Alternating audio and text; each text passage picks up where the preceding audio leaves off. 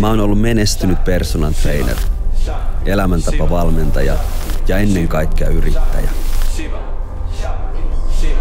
Mut mikään ei ole ikuista. Mä oon onnellinen, että mä koin tän kaiken. Mä oon Tomi Kokko. Mulla oli aina mielikuva, että jos mä joskus palaan Australiasta takaisin Suomeen, niin se tapahtuu valkoisella ratsulla, miljoonia tilillä, spektaakkelimainen ryysyistä rikkauksiin menestystarina takataskussa. Mä sain kuitenkin palatessani maistaa jotain ihan toisenlaista todellisuutta. Mulla oli mukana pari pahvilaatikkoa ja uusi alku vanhempien nurkissa. Jokaisen menestykseen tähtäävä 30 unelma.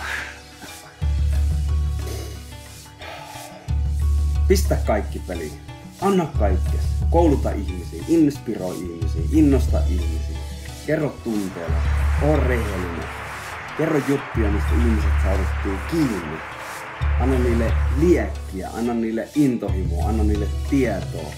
Anna niille mahdollisuus oppia ruokavalio, mikä toimii niiden keholle. Ja anna niille elämää, liekkiä, onnellisuutta, fiilistä, unelmia. Come on, let's go! Come on!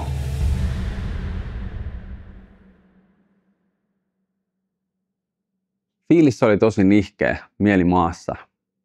Mä nuolin hetken haavojani ja sen jälkeen mun vähänenkin kassa alkoi olla taas tyhjä.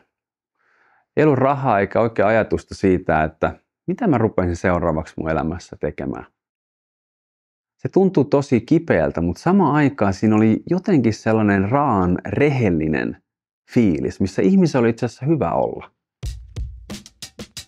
Mä olin aiemmin pyörittänyt personal trainer-bisnestä sekä livenä että netin kautta ja mä tiesin, että mä pystyisin rakentamaan sellaisen myös tänne Suomeen. Suunnitelma alkoi hahmottumaan ja tällä kertaa mä tulisin luomaan sen menestystarina, mistä mä olin aina haaveillut. Mä päätin startata yrityskuviot 5 viikon hyvinvointihaasteella. Soitin kaikki vanhat tutut läpi ja sainkin houkuteltua eli lahjottua ja uhkailtua mukaan 20 kaveria. Ja homma lähti rullaamaan, mutta mikään ei tullut ilmaiseksi. Mulla ei ollut mitään asiakaskuntaa ja mä olin aloittanut just täysin nollasta. Alkoi kova duuni brändin kehittämiseksi. Asioiden edettyä mä testasin samana vuonna järjestää ensimmäisen netin kautta tapahtuvan haasteen. Siihen osallistui 35 asiakasta ja homma alkoi rokkaamaan aika kivasti. Mä työsin niin sanotusti kaikki punaisella ja aloin kehittää näitä nettivalmennuksia. Mä kehitin mun liiketoimintaa niin vauhdikkaasti kuin pystyin ja heti kun oli mahdollista, niin mä palkkasin lisää väkeä mukaan. Ja musta tuntuu, että mä pystyin siirtämään vaikka vuoria.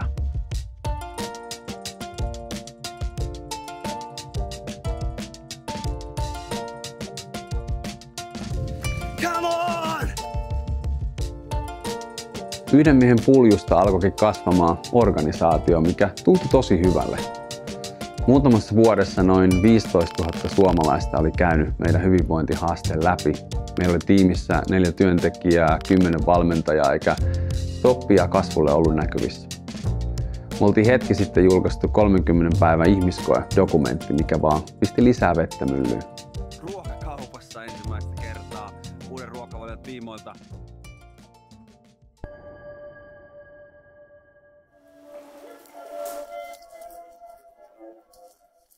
Pidetään kädet ylhäällä molempien sijaimen kautta.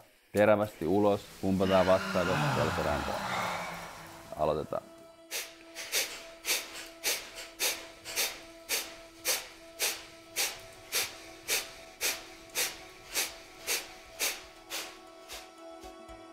Oli selvää, että mun piti saavuttaa jotain isompaa. Kun edessä oli ylämäki ja perässä kivireki, mä heräsin eloon ja olin valmiina taistoon. Mä näytin kaikille mun voimakkuuteni ja yleisö alkoi hurraamaan.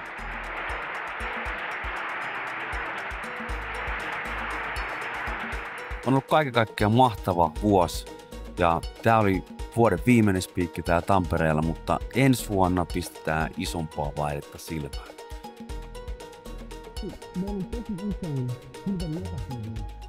Koko Suomen ravintoremontti kiertue starttaa. Mä tuun puhumaan Suomen jokaiseen 107 kaupunkiin ja täysin ilmaiseksi. Kuulit oikein. Mä jalkaudun Suomen jokaiseen kaupunkiin ja tuun jakaa kaikki mun parhaat menetelmät, miten säkin pystyisit muuttaa sun elämää puhtaan ravinnon avulla. Olin lavalla tosi karismaattinen ja porukka piti mua terveyden ja hyvinvoinnin ilmentymänä. Ja vaikka nautinkin esiintymisestä ja osasin vakuuttaa ihmiset lavalla, niin saman aikaan mun sisäinen maailma alkoi elämään johonkin toiseen suuntaan. Hiljaa, hitaasti, huomaamatta. Ilman selviä varomerkkejä.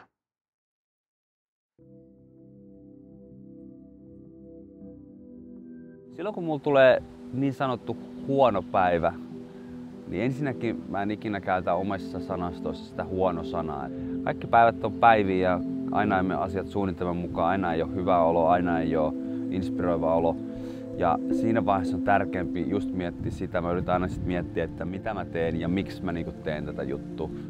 Ja sitten kun mä muistan sen isomman syyn, että mun haluan auttaa miljoonaa ihmistä ja mä haluan kontributioida ja mä haluan tuoda tiettyjä asioita maailmaan ja mä haluan rakentaa isoja juttuja, niin sitten sen jälkeen aika nopeasti, vaikka on se niin sanotusti huono päivä, niin sit sitä tajuu, että okei, tää kuuluu asiaan. Pitää pystyä oppimaan olemaan myöskin siinä tietyssä niin kuin negatiivisessa olossa ja siinä on muutamia juttuja, mitä mä sitten teen.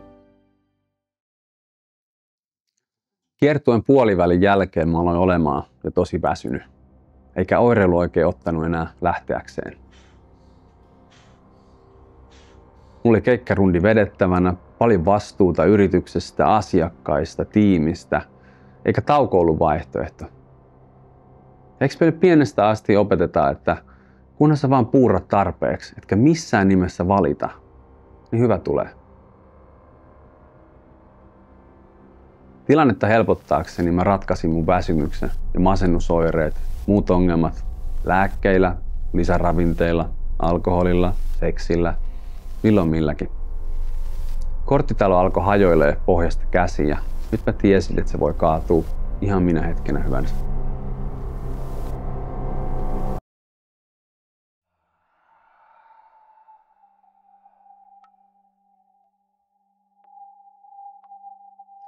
No, lopulta se sitten kaatukin ihan kirjaimellisesti. Mä menetin tajuntani illan päätteeksi ja kaaduin kasvot edellä katukivetykseen. Muutama sentti rautasesta tolpasta. Mä olin naama ihan sökönä, mä istuin seuraavana aamuna hotellin lattialla kippurassa ja itki tuskaista itkua, että miten päin helvettiä mä oon elämäni hoitanut. Miten mä voi olla tällaisessa tilanteessa? Miten mä voi olla näin tyhmä?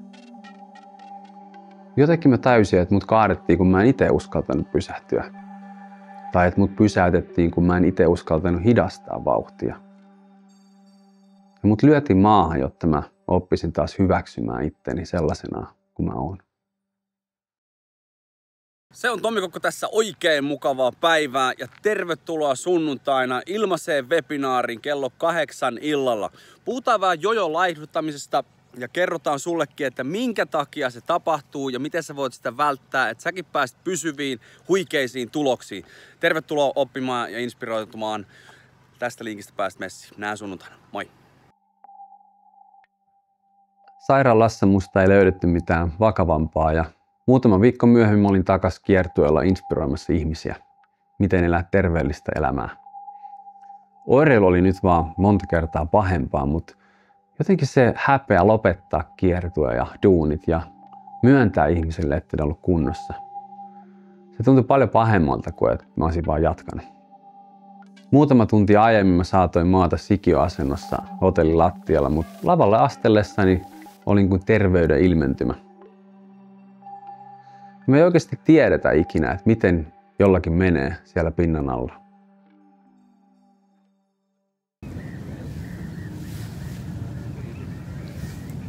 Toinen huhtikuuta. Aivan paskana.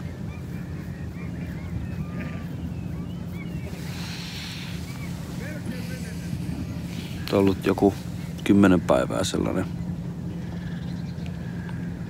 täysin kyvytön, työkyvytön, kyvytön toimimaan, ajattelemaan. Mä oon ollut sohvalla 10 päivää. Se on tänään ensimmäisen kerran 10 päivää tää ukko liikenteessä. 10 päivää, vittu mä oon maannut sohvalla. Siis mä oon ollut niin paskana 10 päivää, että mä en oo ikinä ollut mun elämässä. Mä en oo pystynyt tähän vittu mitään. Ihan saatanan perseestä ollut. En oo nukkunut, syönyt vähän oon, mutta... Tai nukkunut, mutta on mennyt kyllä aivan niinku penkialle. Ja tänään mulla on ensimmäisen kerran 10 päivän jälkeen. Mulla on hyvä fiilis. Oikeesti hyvä fiilis.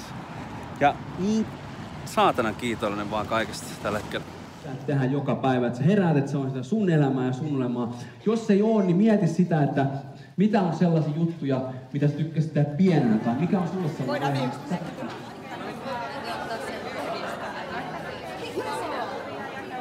Ai ihan vitun rikki. En mä pysty puhumaan, mutta äsken tosi paha olo.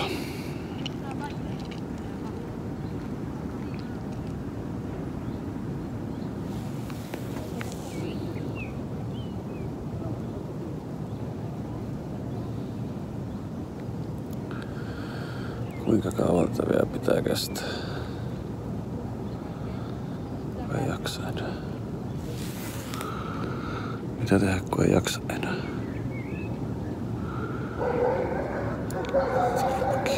Kuusi minuuttia mun uuden ketovalmennuksen launchi ja mä oon aivan fiiliksissä. Ihan sairaan siistiä. Hyvä sellainen pieni jännitys ja täpinä päällä. Nää on niitä hetkiä, niin kun sä oot vaan niin helvetin onnellinen siitä, mitä sä teet. Sä saat tehdä jotain siistiä, saat luoda jotain uutta. Ja sit kun sä pääst antaa se uuden ja pistää sen niin sanotusti tulille ja näyttää ihmiselle, mitä sä oot tehnyt ja mitä sä oot tekemässä. Sä oot työnnettyä sen sinne ja ihmiset on fiiliksissä ja ne tulee messiin. Ja nää on niitä hetkiä, niin kuin tää pikat 5 minuuttia. Niin tähän pystyy tiivistämään yrittäjyyden ainakin tällä alalla, ainakin mun henkilökohtaisessa näkemyksessä. Niin tähän pystyy tiivistämään sen, mihin se kaikki kiteytyy tällaisiin pieniin 5 minuutin hetkiin. Ja sit kun on välillä niin saatanan vaikeeta, niin sit voi aina muistella näitä kivoja hetkiä, kun pääsee niinku iskee kiinni. Muistan, kun me tehtiin ennätysvuosi firman kanssa ja liikevaihto oli joku 850 000 euroa. Mä sain nämä numerot naamani eteen ihailtavaksi, mutta niillä ei ole mitään merkitystä. Pelkkä tyhjä tunne sisällä. Mä olin ajanut itteni niin syvään kuoppaan ja mä haikailin niitä vuosia, kun elämä oli tuntunut vapaalta. Mä olin saanut kaiken, mitä mä olin tavoitellut, mutta mä en ollut onnellinen. Mikä musta oli vikana? Mä löysin kuitenkin taas uuden ratkaisun tähän tilanteeseen ja mä aloin tekemään 3-päiväistä työviikkoa. Jatkoin tällaista hidastettua yrittäjyyttä ja mä uskottelin itselle, että kyllä se aika parantaa haavat. Mä en enää nukkunut ollenkaan hyvin ja mä aloin käyttää erilaisia unilääkekoktaileja siihen, että mä saisin unen päästä taas kiinni. Ruokahalut oli mennyt ja mulla myös diagnosoitiin kilpirauhasen vajaatoiminta. Sain myös ensimmäisen keskivaikean masennusdiagnoosin, jonka mä sivuutin ihan täysin ja mä kelasin, että ei tää voi pitää paikkaansa. Mä olin kuin meren pinnalla räpiköivä ihminen, joka potkii valtavaa vauhtia, että se pää pysyisi pinnalla. Mä tiesin sisimmissäni, että jokin osa musta tulisi kuolla, mutta mä en halunnut kohdata sitä. Tuntui ikään kuin, että yhteiskunta olisi halunnut pitää mut keinotekoisesti pinnalla ja sanonut, että älä nyt jumalauta lopeta potkimista, tai sä et ole mitään. Potki lisää, saatana.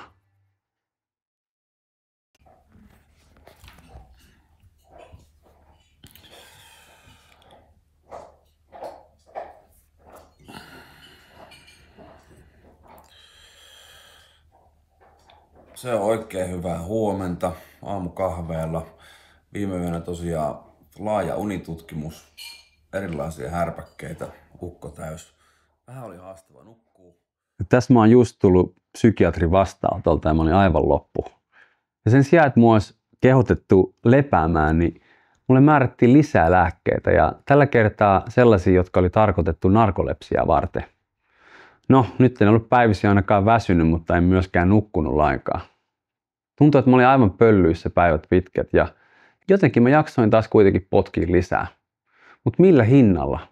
Siitä ei kukaan oikein puhunut mitään.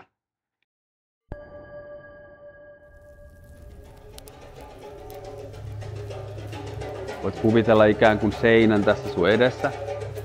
Joskus me tarvitaan sitä, että me pitää murtaa niitä vanhoja uskomuksia tai vanhoja vaiheita.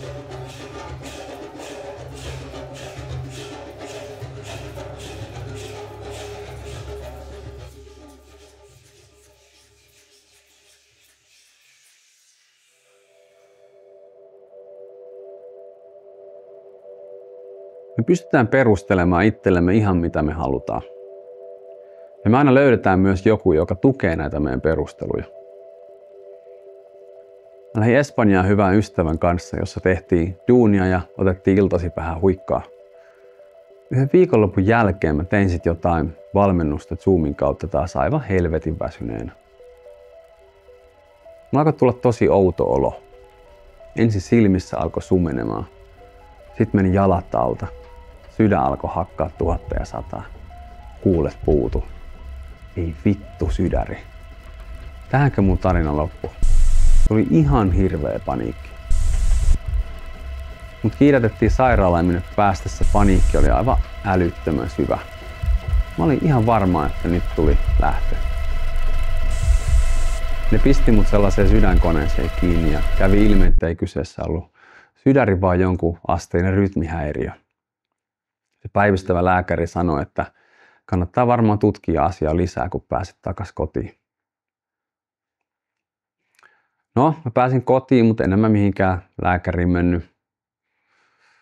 Mä oon takas duuniin.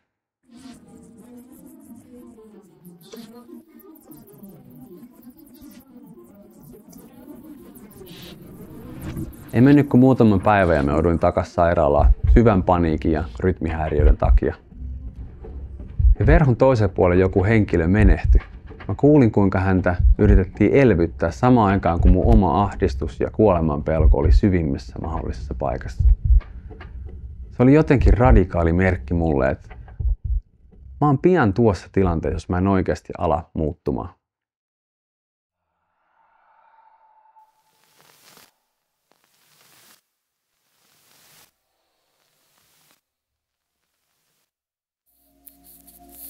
Mä oon ollut tässä nyt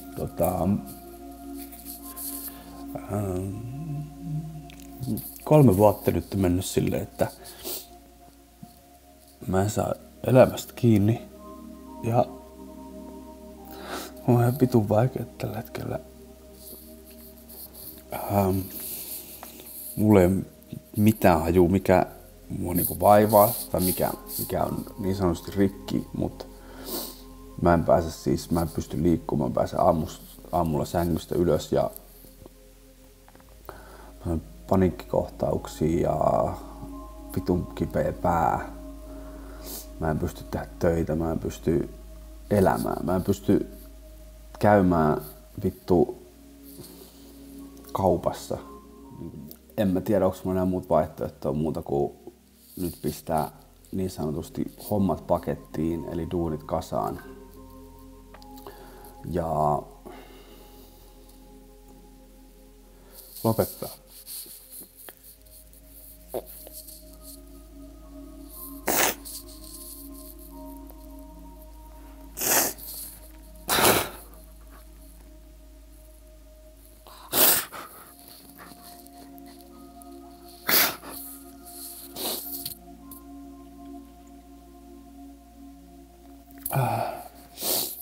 Lopettaa valmentaminen nyt.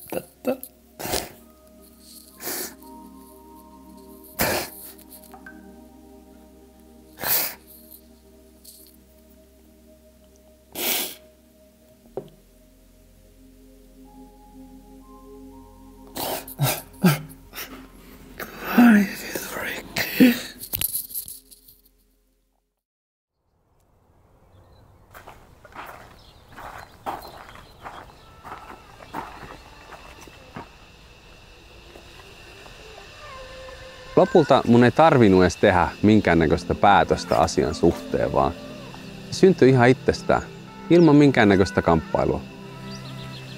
Oli mun aika pysähtyä. päätin ottaa 3 kuukauden tauon ja aloin järjestelemään kaikkia mun asioita. Irtisanoin loputkin työntekijät ja lopetin valmennustoiminnan ja mä tiesin, että nyt oli vihdoinkin aika kohdata itteni.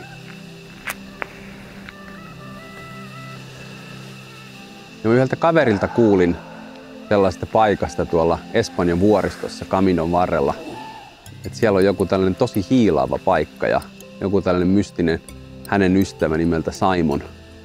Ja mä ajattelin, että voisikohan sinne mennä hetkeksi nuolemaan haavoja. Ja en mä edes osannut ajatella, että miten tää reissu ja kohtaaminen tulisi oikeasti muuttaa mua. Mieli oli tässä vaiheessa vielä tosi lukkiintunut siihen, että tämän tauon jälkeen niin takas hommiin ja sitten taas mennään. Tää henkilö Simon oli tosi poikkeuksellinen tyyppi. Mä en edes tuntenut sitä, mä en ollut maksanut hänelle mitään, mutta se miten läsnä se oli mun kanssa. Ei puhelinta kädessä, ei keskeytystä, vaan kuunteli. Se oli jotain ihan uskomatonta, miten hiilava kokemus oli olla sellaisen ihmisen kanssa yhteydessä, joka yrittää korjata sua, joka on vaan täysin läsnä.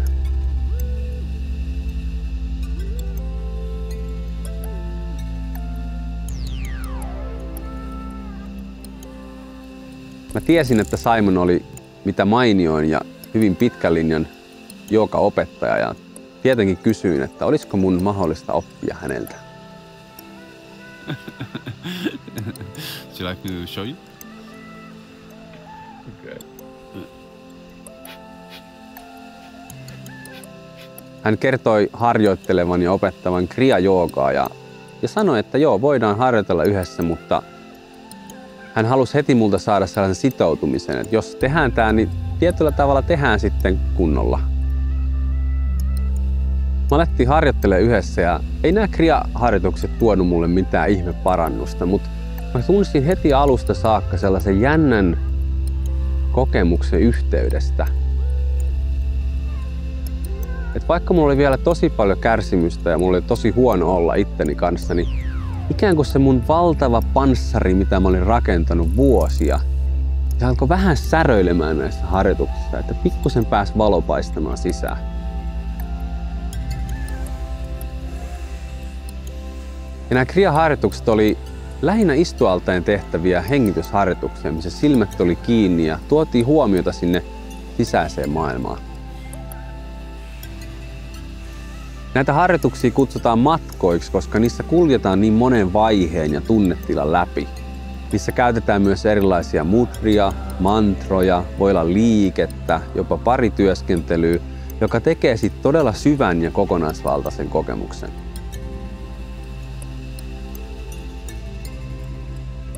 Mä opin, että kriya tarkoittaa sisäiseen evoluutioon johtavaa toimintaa. Mä mietin heti, että tämähän on kuin mulle tehty. Sitähän mä tarvitsen, sisäistä kasvua. Ja Simon myös kertoi, että tämä on jooga, joka auttaa irtipäästämisen prosessissa. Ja silloin, kun halutaan tuoda jotain uutta elämää. Tuntui, että ei tarvinnut tehdä mitään päätöstä, vaan ikään kuin, että tämä tuotiin tähän mun polulle.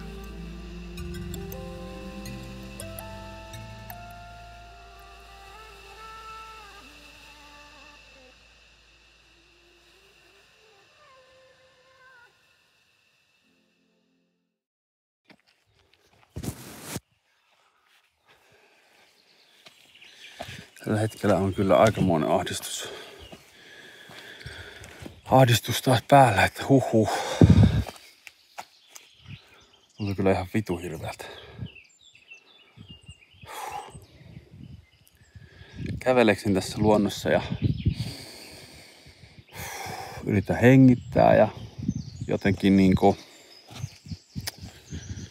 rauhoittaa hermostoa ja jotenkin mä yritän nyt vaan tällä kertaa ehkä eri tavalla, että kun tulee tällainen valtava ahdistus, niin ei niinku ei pakoile, vaan mä yritän mennä sitä kohti niinku jotenkin syvemmälle vaan sinne, että niin kuin nojaan suoraan sitä ahdistuneisuutta päin ja haluan katsoa, mitä siellä on. Pahalta tuntuu, erittäin pahalta tuntuu, koska tekisi mieli vaan juosta karkuun ja ottaa ahdistuslääke tai joku muu, millä pääsisi nopeasti eroon tästä olosta. Joku fiksu on joskus sanonut, että ihminen ei valaistu kuvittelemalla valo-olentoja, vaan tekemällä omasta pimeydestään tietoisen tai jotain sinne päin.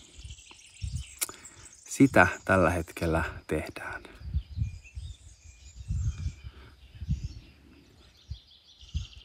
Todella pahalta tuntuu. Ei se auta. Hengitetään ja mennään kohti pelkoa ja katsotaan, mitä pelon toista puolta löytyy. Ja muutama valoisan päivän jälkeen tuli taas palautus maan pinnalle ja mä muistan yksi aamu, mä olin aivan poikki. Mä olin niin turhautunut mun elämään, että miten helvetissä mä oon mokannut näin pahasti. Tyhjästäni padot aukes ja mä aloin itkemään kovempaa, mitä mä oon ikinä itkenyt. Ja se sen päiväinen Kriya Journey oli tosi käänteen tekevä. Mä sain liikutettua sitä valtavaa patoa mun sisällä ja siinä matkan lopuksi piti ottaa itselle pari ja katsoa toista silmiin. Ja olin Simonin pari ja mä muistan, kuinka se katsoi mua pyyteettömästi, lempeästi ja sallivasti. Että mä sain vaan olla, mä sain kokea, mä sain itkeä. Ja lopuksi hän ohjasi kaikki mun ympärille sellaiseen ryhmähalaukseen. Ja aluksi mun oli tosi vaikea vastaanottaa sitä kannattelua. Olisi valtavasti häpeää. Eihän mä nyt voi näyttää muille tätä mun surua. Mut sit jotenkin mä onnistuin vaan päästään irti. Ja mä sallin itselle sen kannattelun. Ja me oltiin siinä varmaan 15 minuuttia, en mä tiedä. Se oli jotenkin niin ajaton ja kaunis hetki. Jaya Siya Ram Jai Jai Jai Hanuman. Jaya Siya Ram Jai Jai Jai Hanuman. Jaya Siya Ram Jai Jai Jai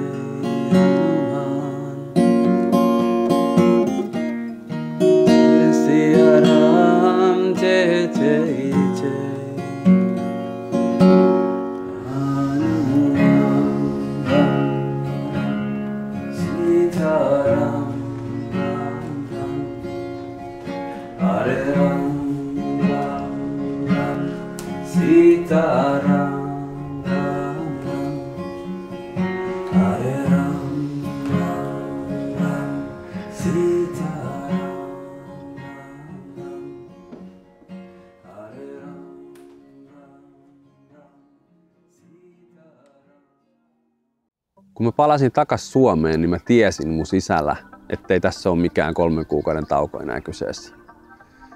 Nyt on kyse oikeasti irtipäästämisestä. Siitä, että mä astun rohkeasti sille uudelle polulle, vaikka mä tiedän, mihin se tulee johtaa. Mä olen luontaisesti lukemaan paljon tällaisia vanhoja joogisia viisaustekstejä ja tietenkin harjoittelin kriaa ja meditaatiota joka päivä. Ja se koko ajan alkoi muokkaamaan sitä mun sisäistä maailmaa ja auttoi siinä irtipäästämisprosessissa. Polku vei mut Intiaan, sinne Himalajan juurille, joogan alkulähteille ja tuntui tosi luonnolliselta mennä saman opettajan luokse, jossa Simon oli alun perin ollut ja saanut oppinsa. Ja se kokemus oli jotain todella transformatiivista.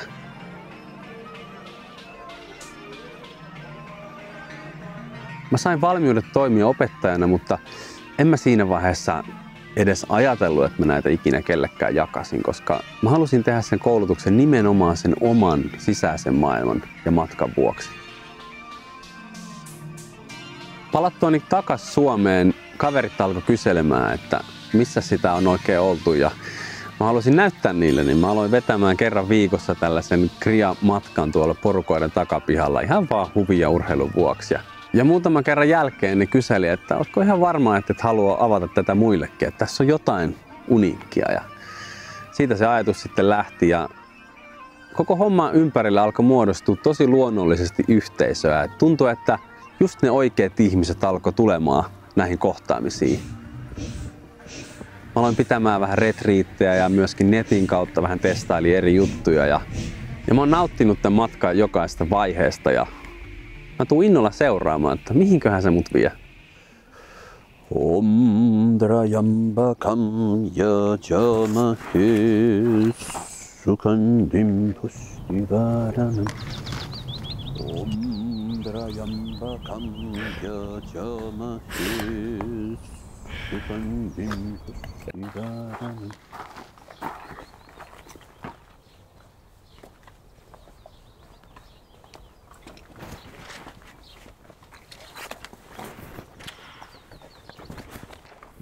Kaikkein näiden muutosten ohella musta tuli isä. Kyllä mua silloin tosi paljon huoletti, kun odotettiin kapea ja mä olin vielä itse tosi huonossa kunnossa. Ja oli tosi paljon pelkoa siitä, että mitenköhän tää tulee menee. Nikolella on kohta 2 vauvaa tää hoidettavana, kun mä en päässyt edes sängystä ylös. Kyllä mulla oli aina ollut haaveena, että musta tulisi vielä joku päivä isä, mutta se miten mä mun elämää elin ja mihin suuntaan mä olin menossa, niin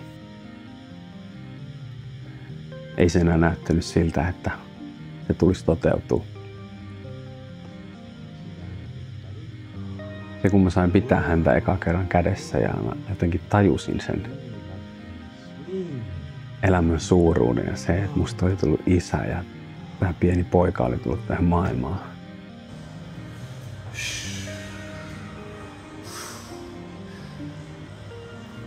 Tietyllä tavalla mä koin, että ansaitseks mä tätä.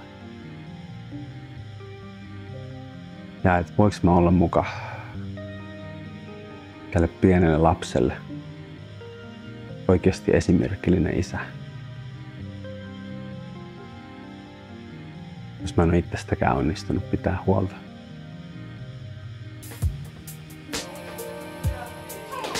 Loppujen lopuksi ajatus oli täydellinen. Ja Kape tuli opettaa mulle elämästä eikä vaan toistepäin. Oma perhe on tuonut ihan uudenlaista perspektiiviä elämään ja se on valtava etuoikeus, kun mä saan katsoa, kun poika nauraa hekottaa ilman mitään syytä tai oppii jotain uutta. Tätähän se elämän rikkaus on. Kun mä saan olla perheen kanssa läsnä ilman, että samaan aikaan mun pitää miettiä, että mitenköhän ne bisnekset menee.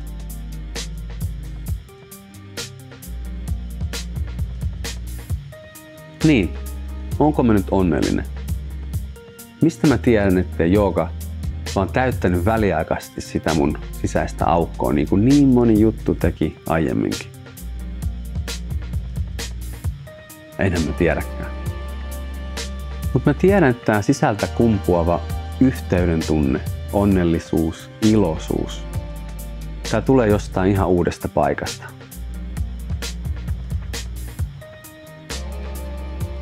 Ja joogassakin on kyse loppujen lopuksi siitä, että mä hyväksyn elämäni just sellaisenaan kuin se on, ilman että mun pitää manipuloida sitä jotenkin koko ajan. Odottaa vähän liian löysästi. Joogan ei tarvitse tarkoittaa sitä, että muutetaan jonnekin luolaan meditoimaan. Eikä se myöskään tarkoita pelkästään sitä, että käydään pari kertaa viikossa joogatunnilla. Mulle jooga tarkoittaa sitä, että miten mä voin ikään kuin olla aidoin versio itsestä. Sellainen, joka elää omasta totuudesta käsin rohkeasti. Joka osaa kannatella myös muita ja jotenkin elää pehmeämmästä paikasta.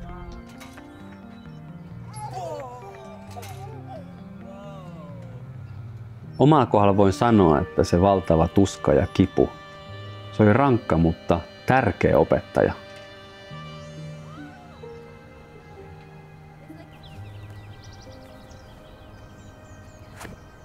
Mun polulla ei ollut mitään muuta vaihtoehtoa kuin pysähtyä.